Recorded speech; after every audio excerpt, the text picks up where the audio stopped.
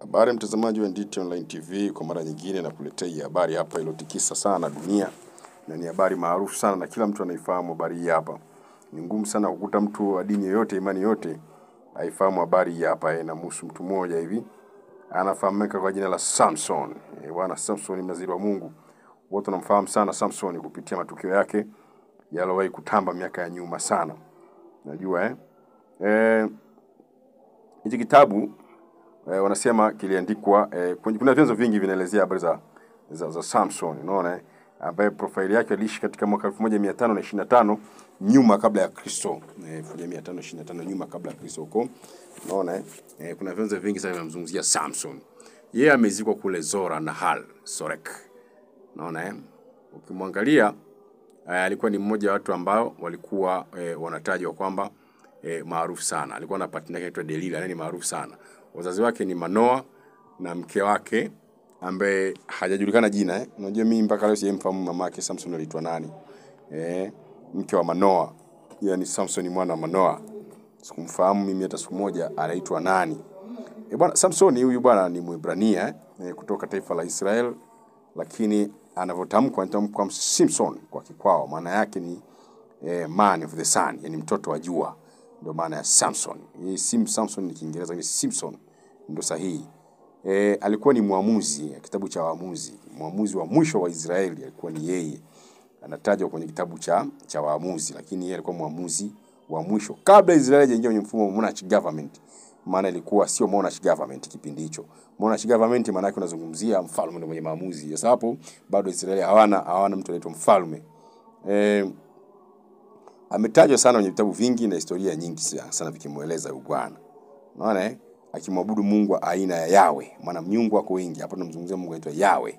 Ukisema Yahweh ndio wale Wayahudi watakuelewa kirahisi unamzungumzia Mungu gani. Sababu kuna miungu wengi. Ukimtaja Yahweh ndio Mungu ule ambaye Israeli anasema Mungu wetu ndio huyo hapo. Sasa Samson alikuwa ni mmoja hapo. Ukija kwenye masimulizi ya Biblia wanasema kwamba Samson alikuwa ni mnaziri wa Mungu. Unaona, alikuwa mnaziri wa Mungu, lakini katika unaziri wake alitakiwa atunze siri fulani. Na huyu mtu anatajwa kwamba alifanya matukio mengi sana, ikiwemo kuua askari wengi wa Kifilisti, lakini vile vile kumuua simba kwa mikono yake bila kusaidiwa na mtu. Unaona, alikuwa na nywele nyingi sana, ni rasta mikubwa sana, ambao anasema alijai kuikata, nywele ndefu sana, lakini alikuwa na kiapo cha kutokukata hizo nywele. Inasemekana Samson alisalitiwa na mpenzi wake Delila, mpenzi wake, sio mke, mpenzi, ambaye alitumwa kwa mkakati na Wafilisti. Unaona, akaambiwa atafute siri zake ni zipi, lakini unajua yeye alikuja kutoa siri zile, hatimaye akamkata zile nywele akiwa amelala baada ya kumpa ukweli wake, ambaye baadaye walimtoboa macho na kwenda kumlimisha kama mtumwa kwa Gaza. Unaona, lakini aliondoka pale akiwa hana nywele, lakini nywele zake zilije kuota tena akiwa kwenye temple la wale jamaa wanaoabudu mungu wao Dagon. Wala Wafilisti wako na mungu wao Dagon. Kwa hiyo wakampeleka kule na nywele ziliotea kule. Lakini yeye kifo chake kilitokana na nini? Pale alipoomba siku moja wakimfanyia zihaka kwenye sherehe zao za mungu wao, akaomba kupumzika kwenye zile nguzo za lile jengo, ambako yeye aliomba kwa mungu wake pakatokea miujiza ya nguvu ambayo za kawaida, kilichopelekea jengo lile kukolapsi na kuanguka na kuua Wafilisti wengi sana na yeye mwenyewe. Na nasema ndio siku ambayo Samson aliua watu wengi sana kuliko siku yoyote ile. Sasa ukiangalia inasemekana alizikwa huko Zora. Unaona, huko Israeli Zora ndiko alikozikwa. Sorek Valley. Iko eneo lake wameka mawe tu, lakini ni kama wanahisi alizikwa pale. Unaona, anafundishwa kwenye vitabu vingi, Rabbinic, Christian and Islamic. Hizi dini tatu za Waarabi, yani wale Wayahudi wanamfundisha ni kielelezo, Wakristo wanamfahamu, hata Waislamu wanamfahamu Samson. Lakini Wakristo wanamwamini nani? Wanamwamini Samsoni ni kopia ya Yesu. Wanasema ilikuwa ni utabiri wa ujio wa Yesu, kwa sababu mama yake Samsoni kwanza alikuwa hazai, lakini akamzaa Samsoni baada ya kutokewa na malaika. Umeelewa? Alimzaa Samsoni kutokana na malaika. Unaona? Kitabu cha Waamuzi kinaeleza vizuri sana. Wakati akiishi miaka hiyo kulitokea mgogoro kati ya Israeli na Wafilisti. Na Mungu alikuwa ameamua kuadhibu wale watu wanaitwa Waisraeli kwa kuwaangusha mikononi mwa Wafilisti watese sana. Lakini ili wateseke na zile dhambi zao za kumwacha Mungu, nani anakuja kuwa mkombozi wa wale wanaitwa Waisraeli? Ni lazima atokee mkombozi ambaye akazaliwa kwa njia gani? Kwa njia malaika kumtokea na kumwambia, sasa utazaa mtoto wa kiume naye utamuita Samson. Lakini mtoto yule pale ukiangalia, usinywe pombe wala usifanye chochote kibaya, kwa sababu aliombeba ni mtakatifu. Hii ni kama vile vile Yesu alivyozaliwa. Mfano ni ule ule kwamba usifanye hivi usifanye vile. Huu muujiza unatokea vipi? Ni baada ya malaika kumtokea mama yake na kumtokea mume ambaye ni mzee Manoa, akamtokea mama yake. Na ndio vile vile ambavyo baba yake Samson Manoa hakuamini, na ndio vile vile ambavyo Yusufu baba yake Yesu naye hakuamini na kutaka kujiridhisha kwamba je, kilichosemwa ni cha kweli? Akasema ni kweli mume wangu, kimenitokea kitu cha namna hiyo. Lakini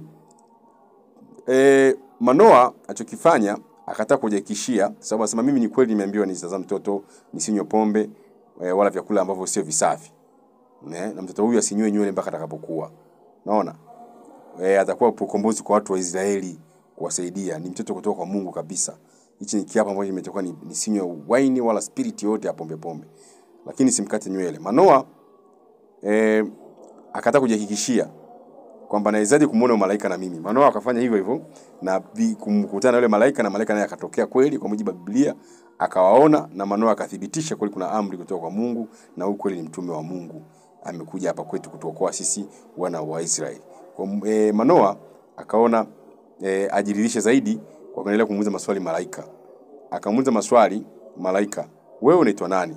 Malaika akupenda hilo swali kwamba kwa nini unaniuliza hivyo, lakini cha msingi wewe utafuata maagizo. Lakini kuna muujiza akaonesha malaika pale mkubwa sana, moto ukalipuka pale, lakini akaonesha vitu vingi vya maajabu kwamba uamini tu hii muujiza kwamba mimi ndiye nimetumwa na Mungu. Kisha malaika kapaa kaleke zake juu mbinguni, akiwa ndio ushahidi tosha kwamba hakika yule alikuwa ni malaika wa Mungu. Sasa Manoa akaona kweli hii ni hakika. Hii ni hakika, haina jina, haina tatizo. Kwa hiyo nifanyeje? Hapa ni kwamba niamini kwamba huyu mtu katumwa na Mungu. Huyu bwana akatafuta ndoa na binti wa Kipalestina au wa Kifilisti. Wanasema Wafilisti ndio wa Palestina. Sasa sijajua au imekujeje. Lakini ukiangalia inatajwa hivyo kwamba wanasema Wafilisti ndio wa Palestina, lakini kwamba Wayahudi wenyewe wanasema hapana, Wafilisti ni Wagiriki. Sasa Wagiriki walifikieje bali? Lakini ukiangalia akachumbia binti bwana ambaye ni wa Kifilisti. Binti mmoja hivyo wa Kifilisti, ndio pale sasa, wewe bana, kwa nini unachumbia huko bana? Akitokea kwa bonde la Timna huko, akaamua kumuoa yule binti, akadharau matakwa ya wazazi wake, akadharau kila kitu, lakini hawakupenda. Lakini yule anasema ilikuwa ni mpango wa Mungu kwamba ili iwe rahisi kuwafikia Wafilisti lazima Samsoni aangukie mikononi mwa Wafilisti kirahisi, ili iwe rahisi kuwatandika Wafilisti. Mungu anasema ni mpango wa Mungu, Samsoni ilikuwa akili yake. Lakini kutokana na masimulizi ya Biblia inazungumzia kwamba roho wa Mungu alimuingia yule, iwe ndoa waone yule binti wa Kifilisti ambaye jina lake sijalikumbuka vizuri. Wakakubaliana hivyo, ndoa ikatakiwa ifanyike. Lakini kumbuka huyu Samsoni alishaye kuua simba, nishakwambia story yake, lakini hilo sio muhimu sana. Alimuua simba na kumchana. Anyway, tuache hilo. Tujikite kwenye mambo mengi ya siri ambayo Samsoni alikuwa nazo, ya miujiza mikubwa ambao wazazi wake tu ndio walijua zile siri na hakuna mtu yote alikuwa anafahamu. Akaenda akamchumbia ile binti kama alivyokubaliana. Akarudi tena bonde la Timna kule kwa ndugu zake, akawa amemwambia kwamba yuko tayari kwa harusi. Sasa wakati anarudi akitokea kule peke yake, alikuta kwenye ile simba kuna asali, yani wale nyuki wamejenga kwenye mdomo wa simba. Mdomo wa simba wanamwangalia, wenye wametengeneza asali nyingi tu pale kwenye mdomo, akaichukua ile asali akaondoka nayo. Akaenda kwa wazazi wake ile asali ambayo alikuwa amechukua kwenye ile mdomo wa simba. Sasa Samsoni akiwa kwenye harusi akawa kama nadhani alielewa hivi, akiwa kwenye harusi ile pale akasema hivi, kwenye mdomo wa huyo mlaji au mbabe mlaji palitokea kitu cha kula, na kwenye huyo mwenye nguvu pakatokea kitu cha kula. Lakini ikaonekana kuna msamiati au mithali ngumu sana. Watu wengi wakaishangaa, wakaona watu wa mithali atakaweza kupata mithali. Anawaambia wale afisi siku ya harusi kule chumbani kwenye ile harusi ile jengo kwamba atakayepata ile methali nitampa nguo mpya na kila kitu. Wala akaona mbona tujui maana yake, ambia mpaka mtafute, mkishindwa basi mimi sina namna. basi ndio hivyo nitawapa. Lakini jamaa akaona hii tatizo. Sasa mbona tujui maana yake? Wala akaambia tukupa solution na sisi. Kama tukija kupata tutachoma nyumba ya babako na mkwe wako na mkeo utamkuta. Tutamchukua hata mkeo. Mimi tukipata hicho kitendawili mkeo tunamchukua. Lakini inaonekana kwamba Samson aliamini hawezi kupata hata kidogo. Akasema mtajua wenyewe, mimi nishawaambia atakayepata ndio hivyo. Basi bwana atakayepata yeye mchukua mkeo. Wakabaki jamaa wana maswali mengi sana. Kabla jua lijazama wakaona ni kitu gani hicho? Basi wale jamaa walichokifanya wakaenda kumzunguka mwanamke wa Samson, wakamlaghai kwamba amwambie ampeleze Samsoni ni kitu gani hicho ambacho ametupa mfano wake ili sisi tuweze kuchagua hicho kitendawili siku akija. Mlilie mume wake mwambie, sasa ndugu zako tunadhalilika. Wafilisti wenzake wakamlaghai yule mwanamke. Kwa maana ikisha usalama weka mlaghai tu. Yule mwanamke akaenda akamlaghai Samsoni kwa kumlainisha. Samsoni akafichua kile kitendawili chake. Chote akamsifichia yule mwanamke. Yule mwanamke alichokifanya akampa siri, akawapa siri wale ndugu zake Wafilisti. Wale Wafilisti wakaenda wakaficha, wakamwambia Samsoni kitendawili chako ni hiki. Samsoni akabaki hoi kama yule mwanamke amemgeuka. Amewezaje kwenda kutoa ile siri? Kilichofanyika, Samsoni akabidi alipe ile deni ambalo walikubaliana. Ndipo akabidi Samsoni aende akapore zile nguo porini huko kwa watu mbalimbali, akaja akawalipa yale mavazi ambao walikubaliana kuwapa. Lakini nipeni mke wangu sasa ndio niondoke. Naona akarudi kule kumuona mke wake kule Timna, lakini akaambiwa usiingie ndani, mke wako amekwisha olewa na mtu mwingine. Baba mkwe amemkatalia. Kwa nini? Kwa sababu ndio hivyo kama tulivyokuambia. Samsoni kabidi aondoke pale baada ya kuonekana ameshatapeliwa tayari. Kwa alivyorudi kule akaenda akachoma mashamba ya Wafilisti kwa kuwafunga mabweha mikia yake afa akawatia kiberiti. Kwa hiyo wakachokifanya walichoma mashamba. Lakini ukiangalia kilichofanyika jamaa akaonekana kwa nini mfanya vile, akasema nimwakomesha kwa sababu wao ndo wameanza kunifanyia hivi. Jamaa akachukizwa sana kile kitendo cha Wafilisti. Wafilisti wakachukua kitendo cha Samson. Wakaona jamaa imekueje katufanyia hivi? Wao walichokifanya na wenyewe wakaenda wakachoma nyumba baba mkwe wa Samson na mke wake wakamuua. Mkomesha. Wakaua kumkomesha Samson. Samson alichokifanya akasema sikubali na mimi, naye akaenda ka revenge tena. Akasema akawaua watu wengi sana wa askari wa wale wa Kifilisti. Akasema na mimi nimelipiza tena. Balaa ikawa kubwa tena, kwa hiyo moto ukawa umezidi. Wakaona Samsoni wa mwezi, unaona Samsoni wa mwezi imeshindikana kupambana na huyu jamaa. Wanajeshi zaidi ya 3000 1000 bado wanamshindwa. Kwa hiyo wakaenda kuwaona wazee wakaanza kuwapa tabu wa Israeli kwamba mkitaka tuachie huru mtuoneshe Samsoni, umlete wenyewe, kinyume na hapo tawanyoosha. Kwa wale wazee wakaenda kumba Samsoni, rudi sasa uisalimishe kwa Wafilisti sababu tunateseka huku. Samsoni akakubali. Kufika njiani Samsoni akapigana na wale askari zaidi ya 3000. Aliwaua kutumia taya ya punda, akawaua sana. Jamaa akagundua kweli Samsoni ashikiki na hawezekaniki. Baadaye hapo wakamtumia mtu Delila. Delila ni mwanamke mzuri sana, malaya tu, muhuni anayejiuza. Alikuwa kahaba yule, lakini alikuwa ni mzuri sana. Wakaenda kumuona, wakampa vipande vingi sana vya dhahabu ili waweze kumsaidia Samsoni. Ndio hivyo ndivyo ilivyokuwa kwa Yuda dhidi ya Yesu. Kwa hiyo unaangalia jinsi gani Samsoni maisha yake yanafanana ya Yesu, kwamba kule alitumika Yuda, huko anatumika Delila. Kwa hiyo inaonekana ni yale tu yanazunguka. Huko anazaa mwanamke ambaye namna gani vipi, na huku ndo hivyo. Delila anaingia Samsoni Delila anajilengesha kwa Samson. Hakika kilichofanyika, Samsoni anaanza mahusiano na Delila, lakini sasa hivyo anampeleleza Delila.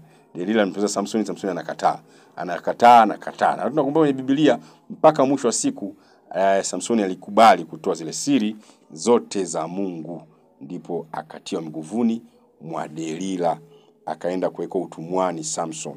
Kufika kule ndio mnakumbuka nini kilitokea. Samsoni inasemekana siku alivyoomba apumzike nywele, alivyoomba siku ambayo alimpeleka kusaga ngano, nywele zikaota tena, lakini haoni, amemtoboa macho. Ndipo akampeleka kwenye ile liukumbi likubwa sana kwa ajili ya kumfanyia zihaka pale, na ndipo alipofanya zoezi la kudondosha ile jengo na kuwafunika watu wote waliokufa, ambao ni wengi kuliko maisha yake yote aliyekuwa watu kiasi kile walidondoka nao. Sasa wanasemekana Samsoni kuna maajabu kidogo. mwili wake ulipatikana katikati ya lile jengo, lakini ilikuwa hujaguswa na jeraha lolote lile. Halijaguswa. Huyu Samsoni akazikwa. Lakini Warusi wanaitumia kama logo ya Samsoni. Kwamba ni kitu chenye nguvu sana. Samsoni ndo logo ya Russia. Russia wanajiita Samsoni. Kwa nini? Kwa sababu Ulaya wako wengi sana. Lakini Samsoni anawasambaratisha peke yake. Kwa wao wanajiita Samsoni Ulaya, mpaka sasa hivi ukifika una sanamu lake. Samsoni iko sanamu yake pale Russia. Ukifika Urusi utaikuta sanamu. Walishapigana vita vingi sana. Kwa wazungu wameungana, NATO unafahamu kuna NATO pale, Jumuiya ya Ulaya, Russia yuko peke yake, na wale Jumuiya ya Ulaya wanasaidiwa na Marekani, lakini Urusi inashindikanika, haiondoki. Ni dola imara mbele ya wale majamaa ambao haitaki Urusi. Na wenyewe wanajiita Samsoni. Tunapigana na dola zote za Ulaya na hazituwezi. Umeona? Lakini wanasayansi walifanya kule Tel Aviv, wa chuo kikuu cha Tel Aviv pale Tel Aviv University mwaka 2012 mwezi Agosti, waligundua uwepo wa kitu ambacho kinataka kufanana na rasta, lakini chenye miaka mingi sana. Wakahisi huenda ni ile nywele ya Samson ndio waligundua pale. Hapa hajathibitika kama una ukweli wote kwenye hilo, lakini ndivyo ilikuwa. Bwana, majina yangu ni Silas Austin Nditi.